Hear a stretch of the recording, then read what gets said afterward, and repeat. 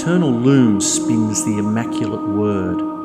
The word forms the pulp and sinew of innocence. A newborn cries as the cord is severed, seeming to extinguish memory of the miraculous. Thus we are condemned to stagger rootless upon the earth in search for our fingerprint on the cosmos. William Blake never let go of the loom's golden skein. The celestial source stayed bright within him, the casts of heaven moving freely in his sightline. He was the loom's loom, spinning the fibre of revelation, offering songs of social injustice, the sexual potency of nature and the blessedness of the Lamb, the multiple aspects of woven love. His angles entreat, drawing him through the natural aspects of their kingdom into the womb of prophecy. He dips his ladle into the spring of inspiration, the flux of creation. A rough-honed seer who never tasted but English air, who loved Michelangelo yet never saw Rome. Labouring over his work in sleeves ink-stained, he transfigures London into the New Jerusalem. His crushed hat and threadbare coat seems to pulsate as he wends his way through the grimy clatter. He heads past dark factories where pubescent girls with hair of matted gold offer themselves in the shadows for a bit of bread. Later, through his swift fingers they transform as the virgins of his glad day, languishing in the bath of absolution, ready to accept the seed of God. He is a messenger and a God himself, deliverer, receptacle and font.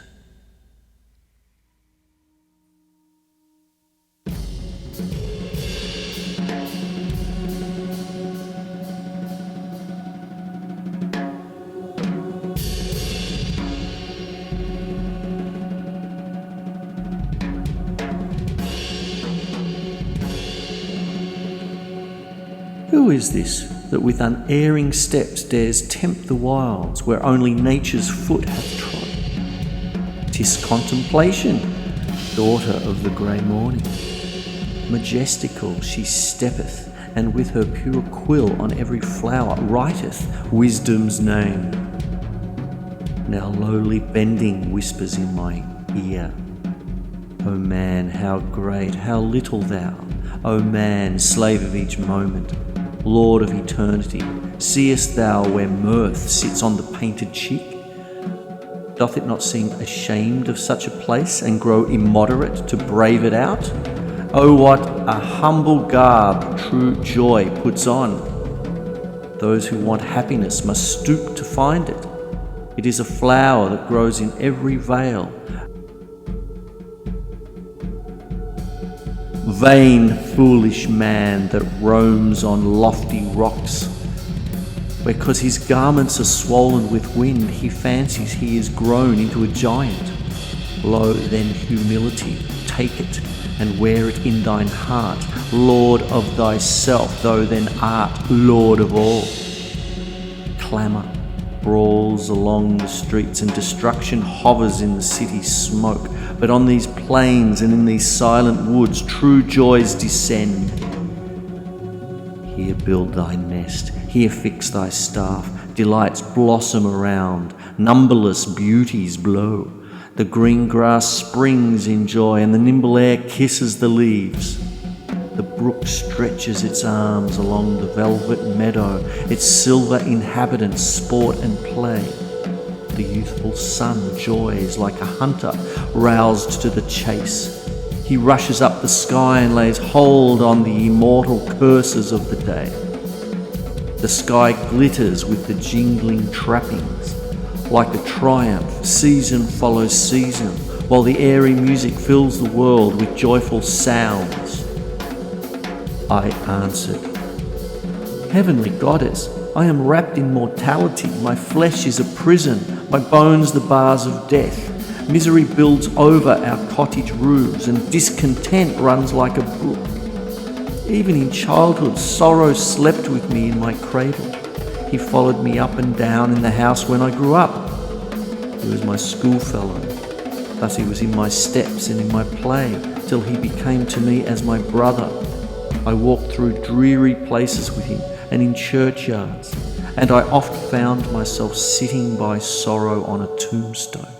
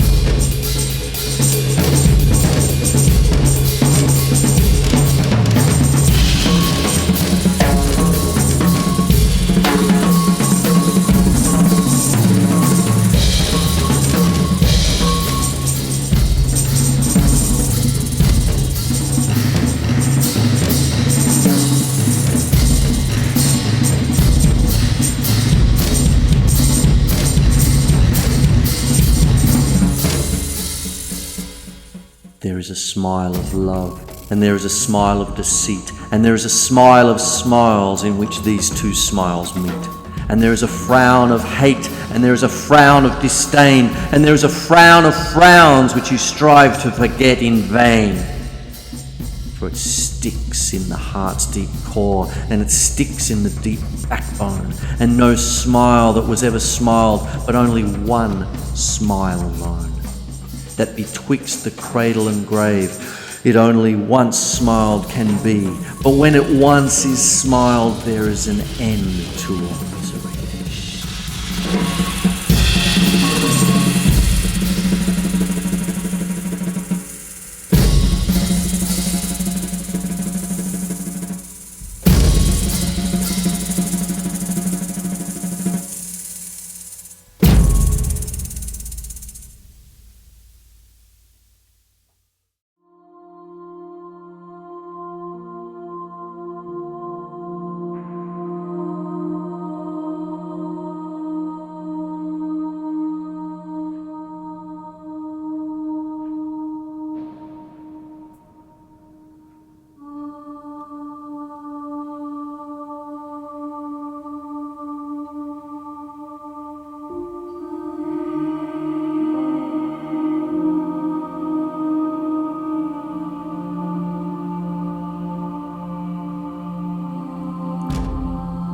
A little black thing among the snow, crying weep, weep in notes of woe.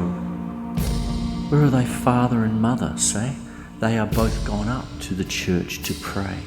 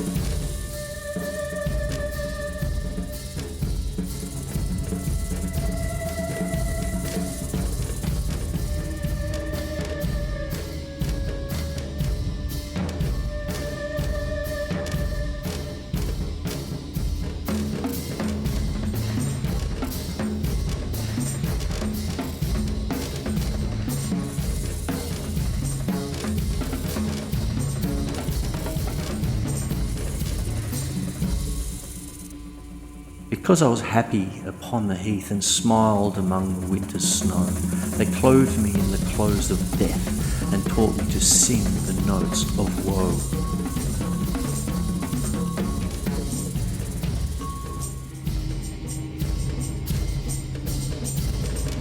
And because I am happy and dance and sing, They think they have done me no injury, and are gone to praise God and his priest and his king, who make up a heaven of our misery.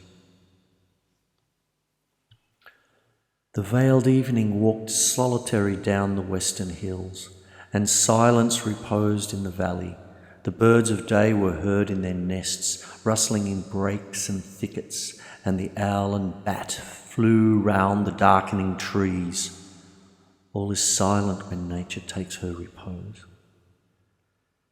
In former times, on such an evening when the cold clay breathed with life, and our ancestors, who now sleep in their graves, walked on the steadfast globe, the remains of a family of the tribes of earth. A mother and a sister were gathered to the sick bed of a youth. Sorrow linked them together, leaning on one another's necks alternately. Like lilies dropping tears in each other's bosom, they stood by the bed like reeds bending over a lake when the evening drops trickled down. His voice was low as the whisperings of the woods when the wind is asleep and the visions of heaven unfold their visitation. Parting is hard and death is terrible. I seem to walk through a deep valley, far from the light of day, alone and comfortless. The damps of death fall thick upon me. Horrors stare me in the face. I look behind. There is no returning. Death follows after me. I walk in regions of death where no tree is, without a lantern to direct my steps, without a staff to support me. Thus he laments through the still evening till the curtains of darkness were drawn. Like the sound of a broken pipe, the aged woman raised her voice. "Oh, my son, I know but little of the path thou goest, but lo, there is a God who made the world. Stretch out thy hand to him." The youth replied like a voice heard from a sepulchre. "My hand is feeble, how should I stretch it out? My ways are sinful, how should I raise mine eyes? My voice has used deceit, how should I call on him who is truth? My breath is loathsome, how should he not be offended? If I lay my face in the dust, the grave opens its mouth for me. If I lift up my head, sin covers me as a cloak. Oh, my dear friends, pray ye for me. Stretch forth your hands that my helper may come. Through the void space I walk, between the sinful world and eternity. Beneath me burns eternal fire.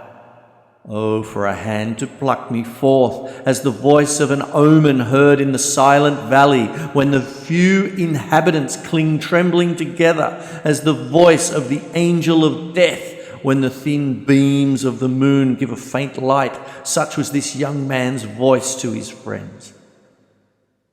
Like the bubbling waters of the brook in the dead of night, the aged woman raised her cry and said, "O voice that dwellest in my breast, can I not cry and lift my eyes to heaven?" Thinking of this, my spirit is turned within me into confusion. "O my child, is thy breath infected? So is mine. As the deer wounded by the brooks of water, so the arrows of sin stick in my flesh. The poison hath entered into my marrow. Like rolling waves upon a desert shore, sighs succeeded sighs. They covered their faces and wept." The youth lay silent. His mother's arm was under his head. He was like a cloud tossed by the winds till the sun shine, and the drops of rain glisten, and the yellow harvest breathes, and the thankful eyes of the villagers are turned up in smiles. The traveller that hath taken shelter under an oak eyes the distant country with joy. Such smiles were seen upon the face of the youth. A visionary hand wiped away his tears, and a ray of light beamed around his head. All was still. The moon hung not out her lamp, and the stars faintly glimmered in the summer sky. The breath of night slept among the leaves of the forest. The bosom of the lofty hill drank in the silent dew, while on his majestic brow the voice of angels is heard, and stringed sounds ride upon the wings of night. The sorrowful pair lift up their heads. Hovering angels are around them. Voices of comfort are heard over the couch of death, and the youth breathes out his soul with joy into eternity.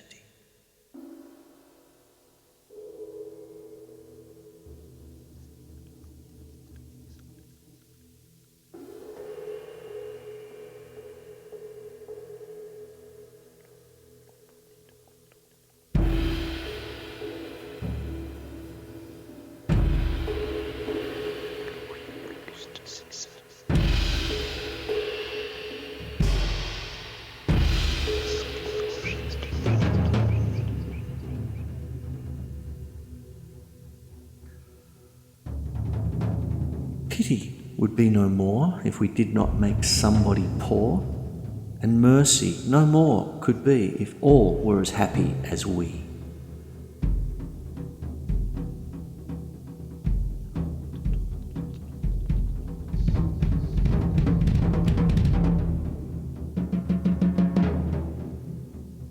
And mutual fear brings peace, till the selfish loves increase. Then cruelty knits a snare and spreads his baits with care.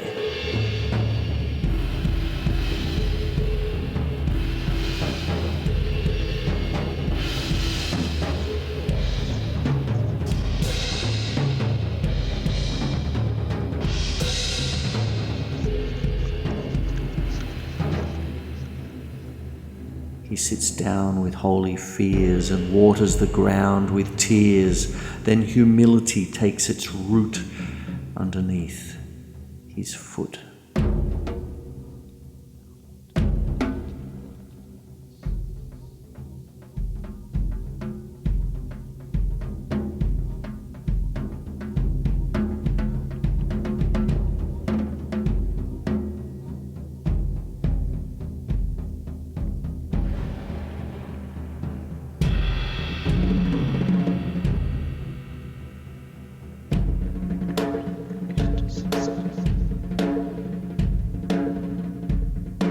Soon spreads the dismal shade of misery over his head, and the caterpillar and fly feed on the mystery, and it bears the fruit of deceit, ruddy and sweet to eat, and the raven his nest has made in its thickest shade.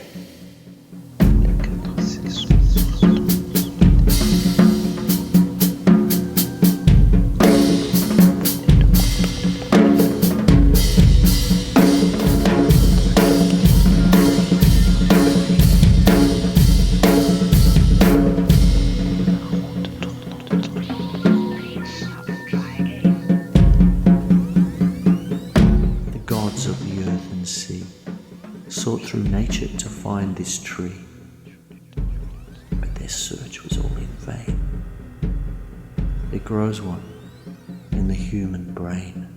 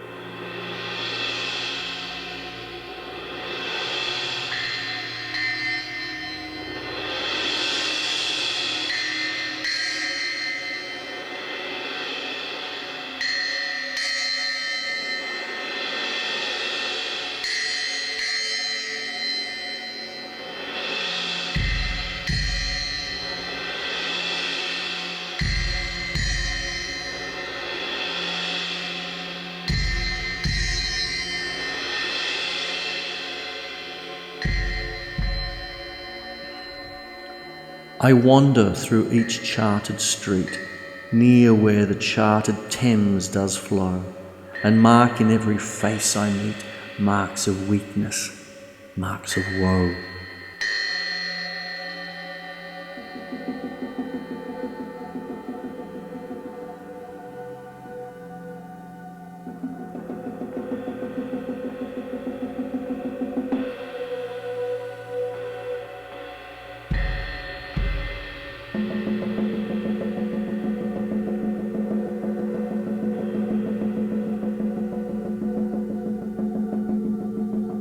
in every cry of every man, in every infant's cry of fear, in every voice, in every band, the mind-forged manacles I hear.